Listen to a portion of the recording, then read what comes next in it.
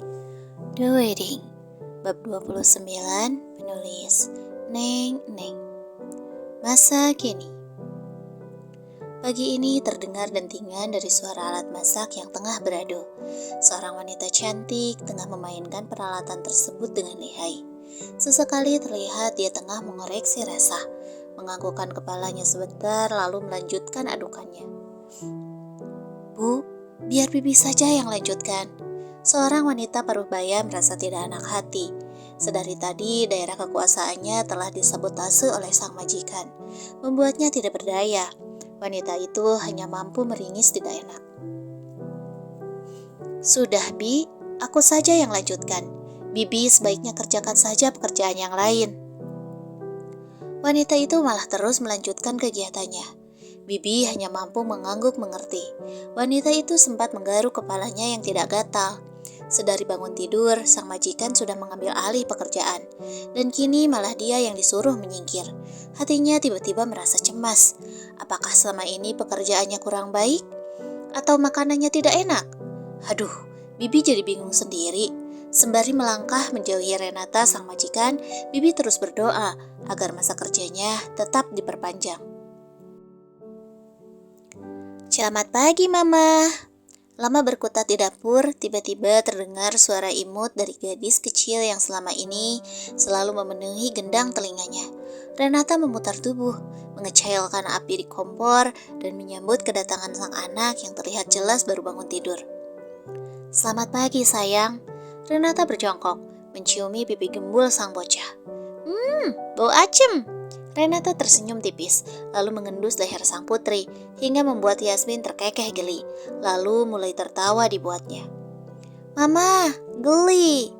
Gadis kecil itu meronta, membuat Renata kian gemas padanya. Renata dan Yasmin kompak menoleh ke belakang.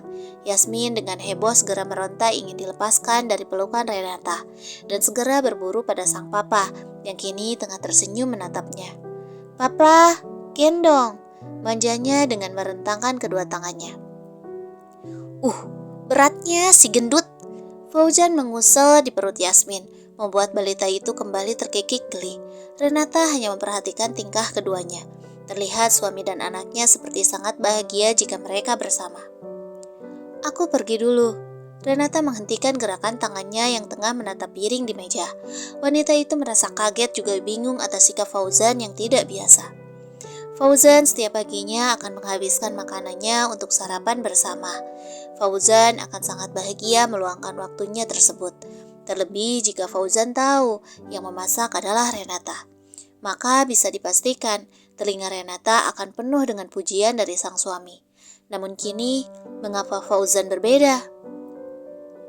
Kamu pergi ke kantor? Renata bertanya ragu. Wanita itu terlalu takut bahkan untuk bertanya. Bayangan masa lalu terus menghantuinya. Saat Fauzan merubah sikapnya, maka hanya ada satu hal dalam kepalanya. Mungkinkah Fauzan menduakannya? Ada pekerjaan. Hanya itu yang dikatakan Fauzan. Lantas laki-laki itu pergi dengan tergesa. Selepas mencium kening sang istri juga mencium dan berpamitan pada Yasmin. Ini aneh, sungguh aneh. Renata terus berprasangka yang tidak-tidak. Wanita itu sungguh merasa ketakutan sekarang. Tubuhnya sedikit bergetar juga lemas. Namun sebisa mungkin Renata menutupi segala raut tidak nyamannya dengan wajah datarnya. Renata kembali fokus pada makanan. Pagi ini Renata memutuskan untuk menyuapi Yasmin sebelum mengantarnya berangkat sekolah. Fauzan menatap nanar pada puing-puing sisa kebakaran yang terjadi pada pabriknya kemarin. Pria itu terlihat berwajah pucat dan sedikit lemas. Fauzan tidak menyangka jika kemarin saat salah satu pegawainya menelpon, ternyata yang terjadi pada pabrik konveksinya adalah kebakaran yang cukup parah. Kerusakan mencapai 80%. Beruntung petugas kebakaran segera mematikan lalapan si jago merah, hingga api tidak membuat pada bangunan pada lainnya. Jika tidak, bisa dipastikan Fauzan akan mengalami banyak sekali kerugian. Fauzan menyambak rambutnya frustasi. Usaha ini dia bangun mati-matian seorang diri, demi wujud sebagai bukti dari betapa dia bekerja keras demi menjadi seimbang dengan sang istri.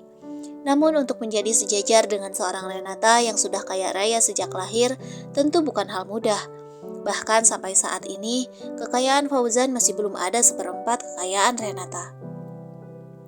Fauzan ingat seperti apa sulitnya ia jungkir balik seorang diri membangun usahanya, menyisihkan uangnya hanya agar usahanya berjalan dengan baik. Bertahun-tahun, Fauzan merelakan banyak waktunya untuk semua ini. Namun ternyata pada akhirnya semua gagal juga. Renata tahu jika Fauzan memiliki usaha sendiri. Namun menurut Fauzan sepertinya Renata lebih tidak peduli dengan segala usaha yang dia lakukan. Sejauh ini bahkan Renata tidak pernah bertanya lagi mengenai usaha Fauzan. Renata sudah bergelimang harta, jadi mungkin dia tidak akan butuh uang kecil yang diberikan Fauzan. Menghela napas lelah, Fauzan yang tengah berdiri dengan penampilan kusutnya kini didatangi oleh beberapa orang polisi untuk meminta kesaksian lebih lanjut. Sebagai pemilik pabrik yang kebakaran, keterangan Fauzan dibutuhkan oleh pihak berwajib. Dengan kooperatif, Fauzan mengikuti serangkaian hari melelahkan yang telah mereka tentukan. Waktu menunjukkan sudah sore dan Fauzan baru saja keluar dari kantor polisi. Semuanya terasa begitu melelahkan. Fauzan yang tengah tertekan mentalnya merasa ingin pingsan saja rasanya. Bahkan pria itu melupakan asupan nutrisinya seharian ini. Fauzan lupa akan rasa lapar yang tengah melandanya. "Pak, silahkan makan dulu."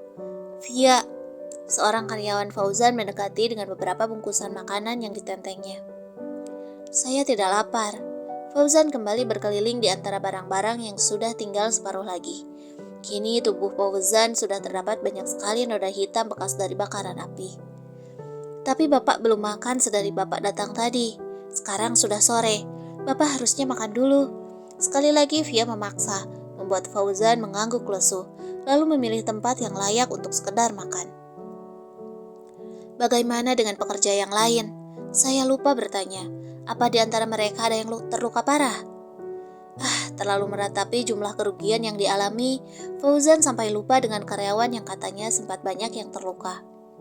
"Ya Pak, beberapa yang terluka parah sekarang berada di rumah sakit, masih dalam perawatan. Dan beberapa yang mendapatkan luka ringan sudah diobati, beberapa sudah boleh pulang." Jawab Via dengan lemas. Wanita itu juga masih memperkirakan kerugian yang akan Fauzan alami. "Oke, atur saja semuanya." Fauzan mengangguk lesu. Mereka minta kompensasi, Pak," Via mengatakan dengan raut ragu. Fauzan yang tengah mengaduk-aduk makanannya mendongakkan kepala, menatap Via dengan kening mengerut. "Mereka yang mengalami luka, baik luka ringan dan luka parah. Selain mereka minta biaya rumah sakit, mereka juga minta kompensasi, Pak." Fauzan menghela napas berat, lalu mengangguk, dalam hati terus berhitung atas semua kerugian yang dia dapatkan.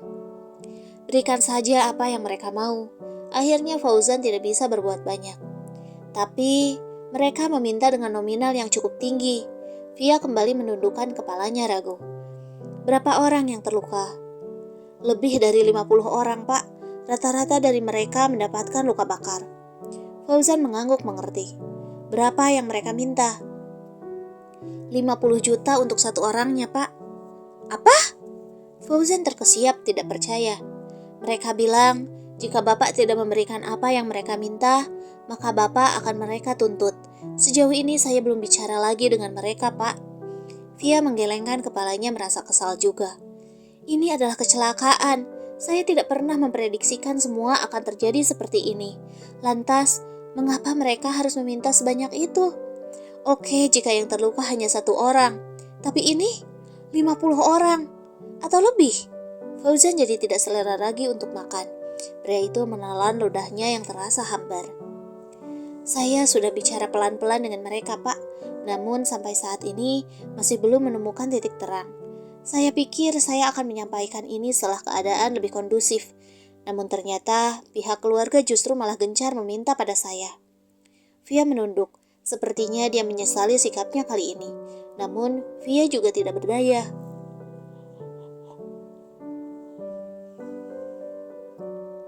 "Oke, saya akan pikirkan dulu. Beri saya waktu." Fauzan meninggalkan Via yang tengah membereskan bekas makannya. Fauzan kembali berkeliling, melompati batas polis lain yang dibentangkan oleh polisi. Pria itu meratapi bangunan yang dulu pernah menjadi sumber kebanggaannya sebagai seorang lelaki, sebagai seorang suami, dan sebagai seorang ayah. Fauzan bangga ketika bisa membelikan satu atau dua barang mewah untuk Renata. Fauzan juga bangga bisa membelikan semua yang Yasmin inginkan menggunakan uang dari hasil kerja kerasnya sendiri. Fauzan mengecek ponselnya sendiri. Pria itu menatap nanar pada total saldo tabungan yang selama ini dia simpan untuk masa depan Yasmin.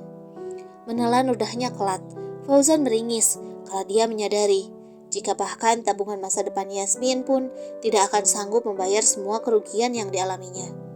Sebagai seorang pria, dia merasa telah kalah. Sebagai seorang suami dan ayah, Fauzan merasa telah gagal.